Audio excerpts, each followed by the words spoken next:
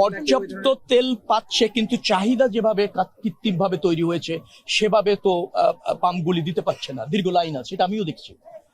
এখন ধরেন বিগত দিনে এই সংকট যখন ছিল না, তখন প্রত্যেকটা পাম্পে অথবা যে চাহিদা ছিল সরবরাহ করার দায়িত্ব ছিল পেট্রোলিয়াম কর্পোরেশনের বা জ্বালানি মন্ত্রণালয় থেকে পাম্পগুলিতে যে পরিমাণ তেল সরবরাহ করা হতো, এখন তার চেয়ে আরো বেশি করা হচ্ছে কোনো কোনো সময়, কিন্তু দেখা যাচ্ছে তাতে চাহিদা পূরণ হচ্ছে না।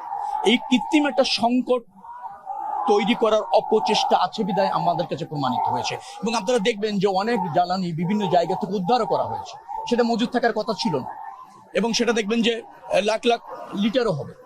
হ্যাঁ, তো মানুষের চাহিদা পূরণ করার তো একটা দায়িত্ব আমাদের রয়েছে। আমরা এই মুহূর্তে যেটা চাইবো, সংকটটা আপনারা সবাই জানেন, কিছু চ্যালেঞ্জও আছে, তো সেই চ্যালেঞ্জগুলি মোকাবেলা করবার জন্য বাস্তবিকভাবে যা যা করণীয় সরকার তা করছে।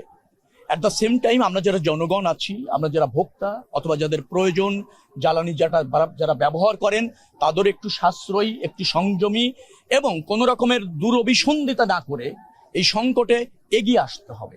এগিয়ে যদি আসেন, কেউ যদি অবৈধভাবে ব্যবহার না করেন, অবৈধভাবে মজুত না করেন, কৃত্রিমভাবে একটা সংকট সৃষ্টি করার অপচেষ্টা যাতে না থাকে সে ব্যাপারে আমরা যদি সজাগ হই, সচেতন হই, নিশ্চয়ই যতটুকু সংকট আছে কেটে যাবে ইনশাআল্লাহ। আমরা ট্রাই করছি, ট্রাইং আওয়ার লেভেল বেস্ট।